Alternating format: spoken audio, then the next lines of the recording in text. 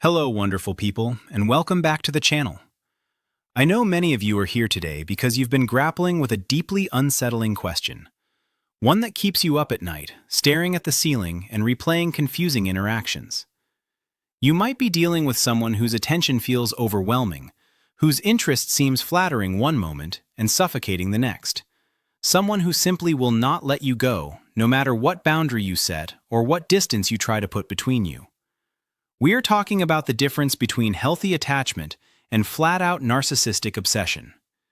It's a terrifying dynamic. You stop being seen as a person and start being viewed as a prized possession. This isn't just about a clingy ex. This is about an intense, calculated fixation that can genuinely derail your life and psychological well-being if you don't understand the signs we're discussing today. It is absolutely crucial to understand this distinction. A healthy person loves you for who you are. A narcissist obsesses over you because of what you provide them. Their fixation has nothing to do with genuine romantic affection or deep emotional connection. It's an ego need masquerading as devotion. Think of it like a desperate need for oxygen. You are their air supply, and if they feel that supply diminishing or being threatened, their survival instincts kick in, leading to increasingly frantic and disturbing behaviors designed solely to pull you back into their orbit. This is why when you try to leave, the intensity doesn't decrease, it skyrockets, often catching victims completely off guard because they mistake this manic pursuit for proof of deep, heartbreaking love, when in reality, it's just raw entitlement and a fear of loss of control. Now, let's dive into the signs that this fixation has crossed the line from unhealthy interest into a full-blown, terrifying obsession. The first sign is something I see all the time. They start watching your every move online. It's more than just checking in. It's digital stalking. This is not just them checking your feed once in a while. This is them knowing every single detail of your life, often before you even tell them. They will track your location, scrutinize your social media activity, who you follow, who comments on your posts, what time you were last active, creating a detailed record of your movements, your thoughts, and your new connections, all while making sure they always have an excuse if you ever confront them, claiming it was just an accidental scroll or something a mutual friend mentioned. This level of monitoring is designed to ensure two things. First, that you are not allocating your valuable attention, time, or resources to anyone else, thereby diverting supply from them. And second, that they can use the information they gather as future ammunition. If you post a photo with a new friend, expect a subtle, passive-aggressive jab about that person's appearance or trustworthiness later that week, or perhaps a sudden, urgent request for your time that conveniently conflicts with your next planned outing with that friend. They are meticulously collecting data points to maintain control over your narrative and isolate you from anyone who might provide you with the clarity needed to escape their grip. Next up, we have extreme jealousy and pathological possession. Remember, a narcissist sees you as an extension of themselves, a trophy, a status symbol, or a carefully curated appliance. And when their possession shows autonomy or interest in independence, their core fragility shatters. This manifests as explosive jealousy whenever you prioritize anything or anyone that isn't them, whether it's your career, your family, or even a new hobby that demands your focus. They don't want a partner. They want a codependent prisoner whose entire existence revolves around their needs and feelings, often expressing their possessiveness through boundary violations that are always framed as caring or deep affection. I'm talking about scenarios where they demand constant contact updates when you are out, or they show up unexpectedly at your workplace or at an event just to surprise you and ensure that you are where you said you were, subtly asserting their territory.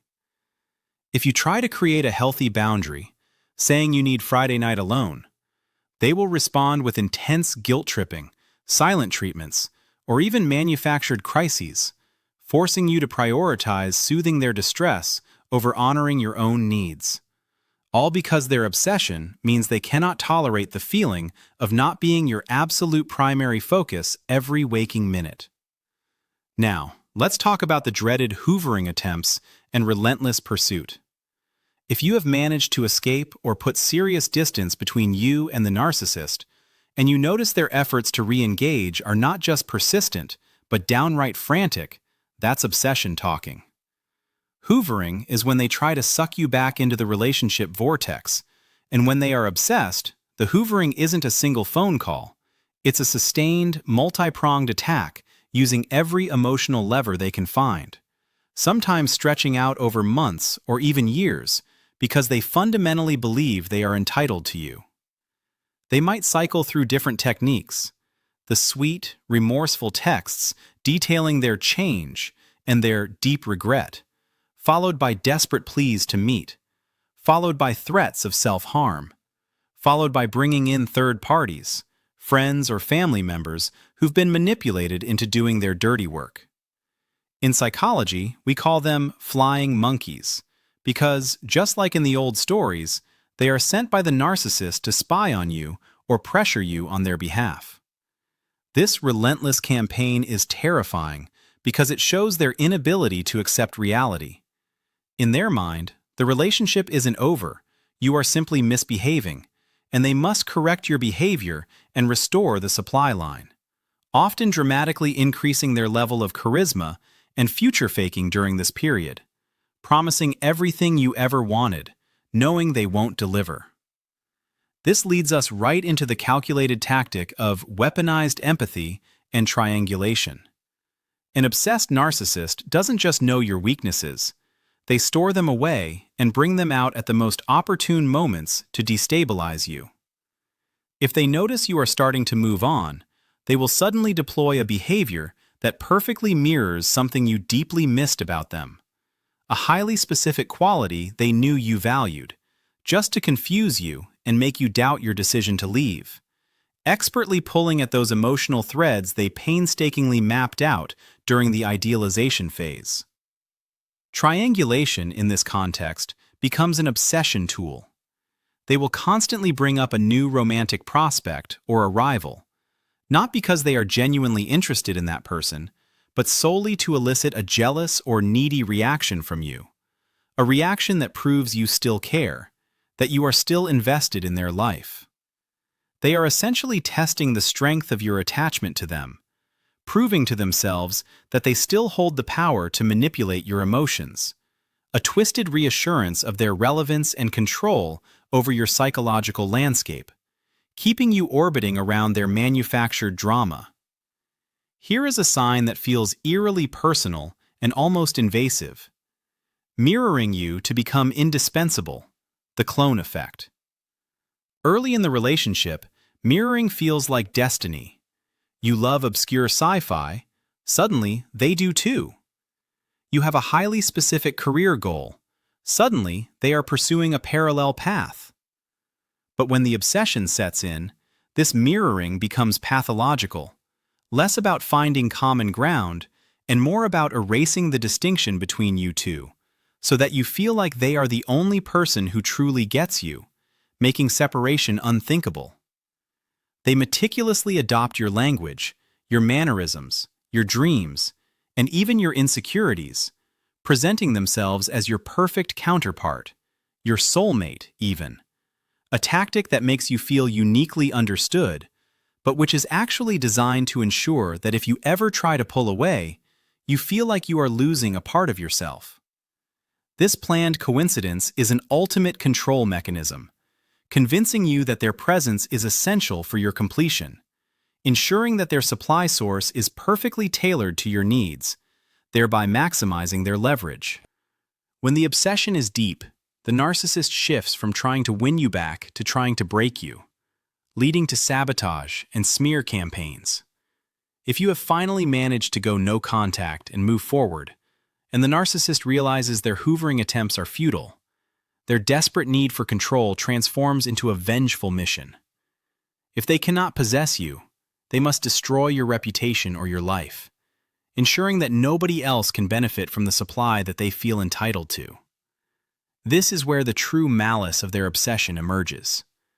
They will launch targeted smear campaigns, contacting friends, family, and even professional colleagues, fabricating stories or twisting past events to paint you as the unstable, abusive, or crazy one, all while playing the victim themselves.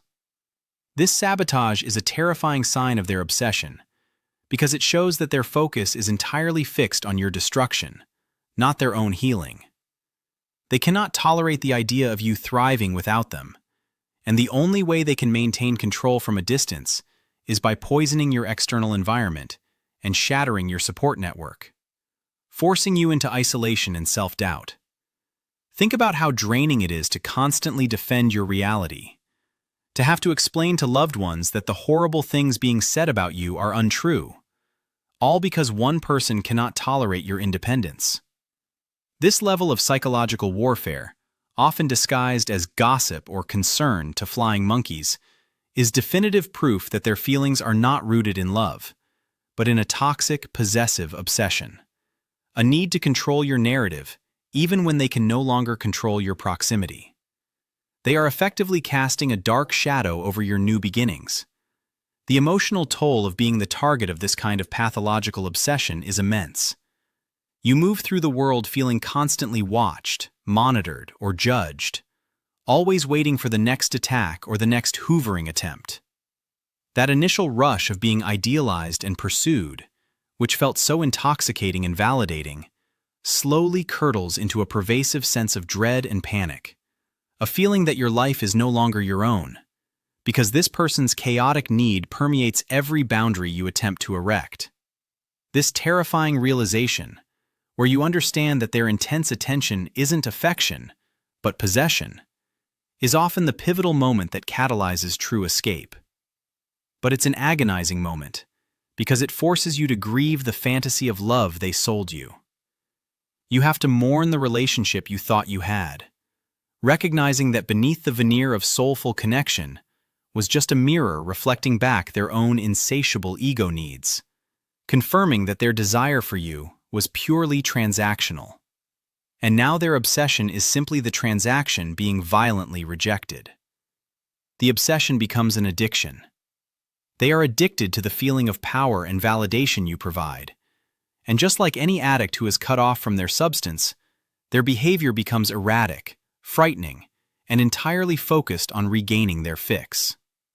Your only real defense against this deep-seated possessive fixation is absolute, uncompromising commitment to no contact, treating every hoovering attempt, every subtle smear, and every manufactured crisis as the confirmation that you are doing the right thing, that your escape threatens their entire self-concept.